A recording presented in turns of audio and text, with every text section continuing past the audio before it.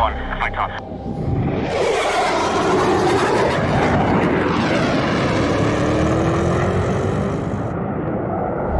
Today we're going to do DCS training mission for the F-16, which is teaches you how to drop bombs. I'm going to try that out because I think that's a good way to not get in trouble and still do DCS. Today we're going to start dropping some unguided bombs. Oh, it's like a Southern These can be Wags. delivered in several different modes, but in this lesson we'll look at the continuously computed impact CCIP, point, okay. or CCIP bombing. We'll also look at the store's management set, or SMS Is page it really on the called the MFDs, set? and I cover always thought it items was there system. that apply to all bombing Shows how much I modes. know. We have 3 BDU-33 unguided training bombs loaded on turrets on Yeah, we Station do. 3 and 7, for a total of 6. Nice. These replicate the ballistics of a Mark 82 and are equipped with the spotting chart so you can see Bombing their for impact quarters. on the ground. I have the lesson paused, ready to roll in on targets to our left. First though, let's Where? set the aircraft up for the attack. Press spacebar to continue. Space bar to continue. First, press the air-to-ground master mode button on the ICP. Done. This configures the fire control system and displays for air-to-ground attack. The Straight. radar is displayed on the left MFD, and the SMS page is displayed on the right MFD. Next, verify the master arm switch is in the arm position. This allows Ooh. weapons to be released Shouldn't be in the normally. arm position yet. If the master arm switch is placed in the off position, weapons release is inhibited. Makes sense. The third, simulate position, allows training with all indications you get with the switch in arm, but no weapons are released. Now let's look at the right MFD and the SMS page. The top left shows the operating mode, air to ground, and sub-mode, CCIP. The sub-mode may be changed by depressing the adjacent OSB and selecting a new sub-mode from the menu. You may also depress the missile step button Hey. on your stick to cycle through available modes. POTAS, man. Try it now if you would like, but set it back to CCIP for the remainder of the lesson. No. Press spacebar to continue. You want to ride around on the range in CCRP so you don't inadvertently pickle off a bomb off range, because people have done that. But we'll see if it lets me do that. Spacebar. The right side of the display shows the selected weapons and details about how they'll be released. Yep. You can see that we have 6 BDU-33s loaded. If other air-to-ground weapons were loaded, they could be selected by depressing the adjacent OSB until their source code were displayed. Just below that, we have the weapons release profile, with Profile 1 selected by default. This isn't Wags, Selecting is the it? adjacent OSB cycles between 2 options, Profile 1 and Profile 2. These include typical settings for Got a very delivery soothing mode, voice. fuse arming option, release pulses, impact spacing, and release interval. Changes to settings made while a profile is selected are saved there for later use. These should typically be set or verified as part of aircraft startup, although they can be changed at any time. We'll work with Profile 1 that's already set up for CCIP delivery. Press spacebar to continue. Are we in standby? Spacebar. The next 3 options will make more sense taken out of order, so let's start at the bottom with the release pulse, or RP setting. RP. This sets the number of release pulses sent to the weapon stations when the weapons release button on the stick is depressed. Yep. For example, a setting of 1 sends 1 pulse at a time, while a setting of 4 sends 4 pulses at a time. That's what we want to do. More than 1 pulse is known as a ripple release. To change the setting, depress the OSB, type in the desired number of release pulses using the OSBs on the left and right of the display, then select Enter. You can correct numbers entered in error by selecting Recall, or return to the SMS page without making any changes by selecting Return. For now, leave this set to 1 so we release 1 bomb at a time. Press spacebar to continue. Spacebar to continue. Alright. Next, we can set the desired release interval if more than 1 bomb is to be released. The timing between release pulses is computed by the aircraft to space multiple weapons in a stick along the ground at the specified distance, ranging from 10 to 999 feet. 999. Again, this is changed by 75. selecting the OSB, typing in the new impact spacing distance using the OSBs on the left and right of the display, then selecting Enter. This setting has no effect if only 1 bomb or 1 pair of bombs is released, so let's leave it at the default of 10 feet. Press spacebar to continue. Okay. Spacebar. Then above that, we have the option to release bombs either singly or in pairs. With single selected, bombs will be released from only 1 station. With pairs selected, bombs will be released symmetrically from opposite stations, assuming identical bombs are loaded on both sides. The number of release pulses is also shown next to the single pair option, although that's informational. It was already set with the RP OSB below. For this lesson, let's leave it set to single and release one bomb from one side at a time. Okay. Press spacebar to continue. You press spacebar to continue. Then on the left side, we have the bomb fusing text. option. This setting makes sense when you consider that bombs are usually equipped with two fuses, one in the nose and one in the tail. Selecting the adjacent OSB cycles between three options: nose, tail, and nose-tail. That makes sense. I mean, this is typically set to nose-tail for redundancy unless a specific effect unique to one fuse or the other is desired when the weapon detonates. There are also some special cases where the fuse option changes how the weapon behaves after release. For example, setting nose for a Mark 82 air or Snake Eye high drag bomb releases it in a low drag configuration, while setting tail or nose tail releases it in a high drag configuration. Similarly, setting nose for CU-87 or 97 causes bomblets to dispense very shortly after release, while selecting nose tail uses the dispense settings displayed on the MFD. This will all make more sense once we get into some different weapons configurations and see exactly what this does. Let's leave it set to nose tail for now. Press spacebar to continue. So do nothing. Got it. Next question. Well, that covers the SMS MFD options typical for all unguided bombs. So now let's look at some unique elements of the HUD that apply to CCIP bombing. Yep. Running from the bottom of the flight path marker is the bomb fall line. Oh, we got to go back to CCIP. This will be used as an alignment aid to stay lined up with the target when we're making our bombing run. Then at the bottom of the line is the CCIP pipper. This is the computed bomb impact point. The CCIP bombing mode can be described as simply putting the pipper on the target and depressing the weapon's release button. I feel like it used to be bigger. Of course, the hard part is developing the techniques required to consistently get into the correct position to make that happen. Press spacebar to continue. You press spacebar. Now, moving back up the bomb fall line, you'll see a small horizontal bar. This is the time delay cue. It's visible whenever the CCIP pipper is outside the HUD field of view. Yep, high winds The distance this bar is from the bottom of the HUD is the same distance the CCIP pipper is below the HUD. So as you dive, the cue will drop down the bomb fall line until it reaches the bottom of the HUD, and that's when the CCIP pipper appears. A second post-designate CCIP technique may be used when the pipper is still outside the HUD, but that will be covered briefly in the next lesson. Press spacebar to continue. Oh, I got the key valid. That's good. Not shown yet, but very important, is the pull-up anticipation cue. This is a staple-shaped symbol that provides a visual representation of the altitude required for the bomb fuse to arm, or the altitude to initiate a pull-up to avoid impacting the ground, whichever is most immediate. It moves up towards the flight path marker as the aircraft loses altitude. Releasing a bomb with should not be encountered unless you were much too low. Will not give the bomb time to arm and will result in a dud. We're high. Are we doing as we 40? make our attack, Oh, look, there's the. It should not be encountered in this lesson unless you're much too low. We're doing 45s. Press spacebar to continue. I don't want to do a 45. 45 sucks. Now that we've covered the basics, it's time to roll in on the target. Look about 45 degrees to the left, just above the canopy ring. You'll see the target marked with red smoke. I see it. The goal is to place the CCIP pipper on that spot and pickle off your bomb by pressing the weapons release button on your stick. Now, this is a deep subject, and there are many techniques for getting to the proper point, but I'll describe one way of doing it that you may find useful. Press spacebar to continue. Huh. Okay. We're going to get some techniques here.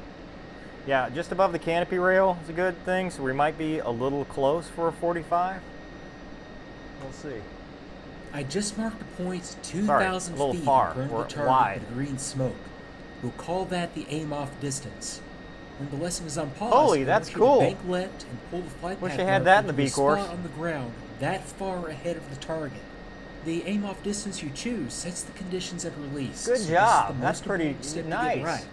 Close to the target results in a steeper dive, lower release altitude, and more time to track the target, while choosing a point farther away shallows out the dive, increases the release altitude, but provides less cracking time.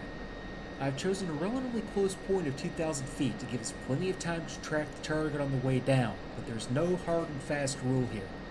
When the flight path marker is at the aim-off distance, leave it there and focus on the bomb fall line. Align the bomb fall line with the target and make small bank corrections with the stick. Good job, Southern Wags. Then, the CCIP Pipper tracks up the bomb fall line towards the target. You never want to fly the Pipper to the target or hold it on the target using forward stick.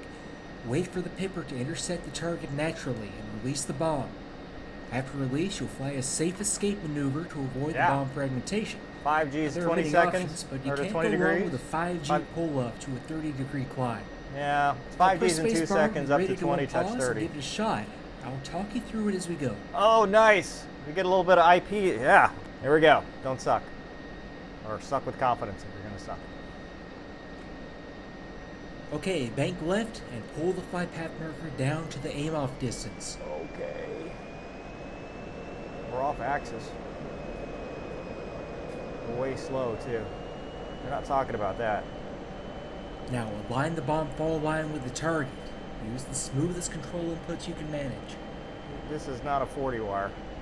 The CCIP Pipper should be tracking up the bomb fall line to the target.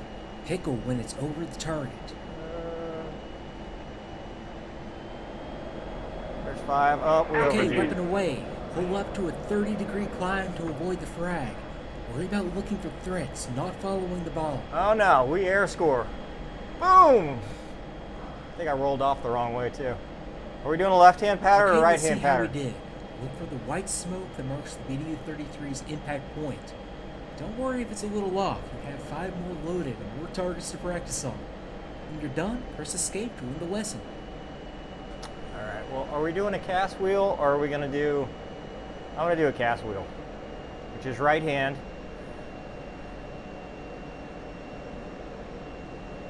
What is it radar ranging off of? So that was about a 30. If he really wants to do 45, we needed to be a little closer. Why are we so slow? Are the boards out?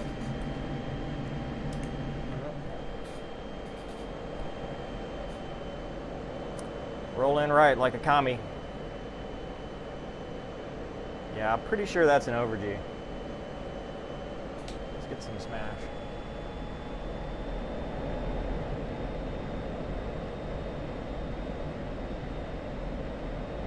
All right, fist and a thumb. Well, I can't use that because I can't actually see the damn thing. So the aim off angle and all that only works if you're actually on the wire. So that's a good idea, but let's try a 30. This will be way shallow.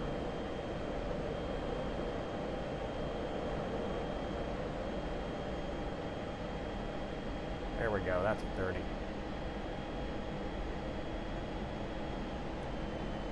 Altitude.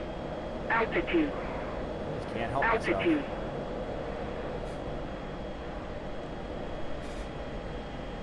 Nice, a little long. Not bad for having done this in 8 years. My last flight though, I did shoot rockets and shoot the guns though, so that was cool. Do we have bullets? Why are we so slow? Good Lord.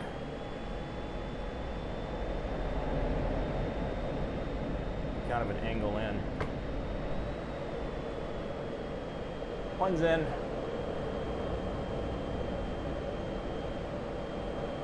Oh boy. Oh boy. Oh boy. 35. Altitude. Altitude. Altitude. Yeah, good thing it's a game. Fouled off the range.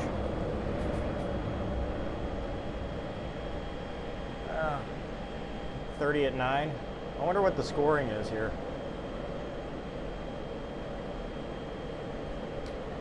He's really bleeding off speed. Is the fuel frozen? Like, why do we have 12,100 pounds?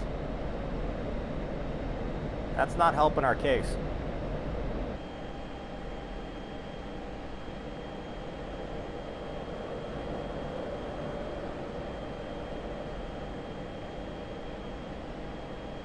Shallow. Hold it. See, when you're shallow, you drive below your min release altitude. There we go. Altitude. Altitude. I think 7,500 is pretty conservative.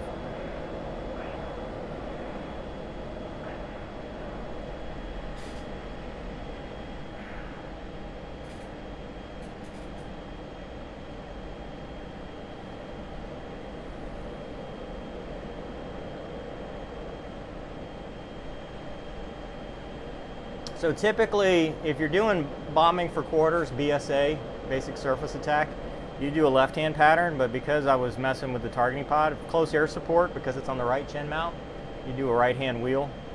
So that's why I'm kind of doing a right-hand wheel, because I'm not really following a BSA pattern. But you could go, I mean, the jet will turn either direction, despite what most people think. Use blower to get in. The other thing you can do is you can kind of drag the flight path marker across if you're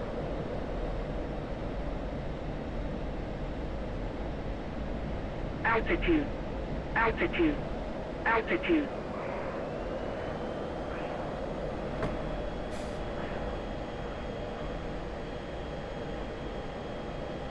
Yeah, I think I'm bombing my own smoke now. Oh.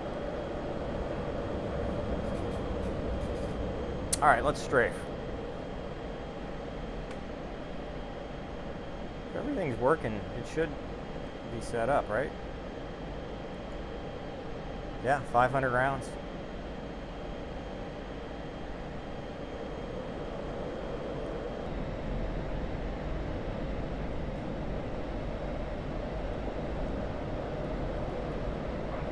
See, the bomb fall line's new. I don't remember that in the F-16.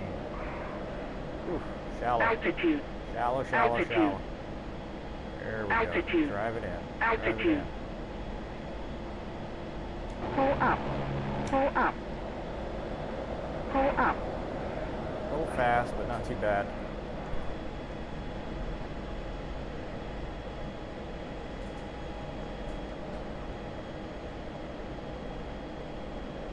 .9. Yeah, we're at the straight up overdue with full bags. It's like 6.5 till tank's dry, then 7.33. I don't know, it's been a while. Maintenance is gonna be pissed. I think it's cool that they're, you know, that they've got the aim off distance and stuff. They're trying to teach it. I mean, it's hard without a baseline because we start with this stuff in IFF, which is Introduction to Fighter Fundamentals. So you start learning this stuff in T-38s, and then by the time you get to the F-16, you already know the basic concepts. So trying to teach this early on, I like that they're doing that, but with the wire, I mean, there's the whole bomb triangle and stuff. There's a lot of stuff you got to add to that. But it would be nice if they have, you know, they call them Z diagrams, the wire diagrams in the Air Force. You need numbers. So you need like a basic altitude to start, or if you're not going to use that, you need canopy code, you know, like right above the, I guess that's probably why they actually did that, is because right above the rail, right above those rivets, that's about a 45-degree wire, which they had us kind of offset, so a little bit wide. And then, what is it, a fist to a thumb's about a 30 wire. Then as you start to add, that's 20 wire, and then it's a 10 wire after that. So, because your angle of how you're looking changes based on that. So I appreciate it. Thanks for watching. We'll do more of these, maybe another one next week. I hope you enjoyed it. Please tune in on Saturday night for the iRacing live stream at Michigan, and then Tuesday night for the road course. So hope you guys enjoyed it. Thanks for watching. See you next time. Excuse me. Oh, no. Oh! About a lot of that. Gosh. Why is that in the airport? Usually fly with the doors off. All Fox speed.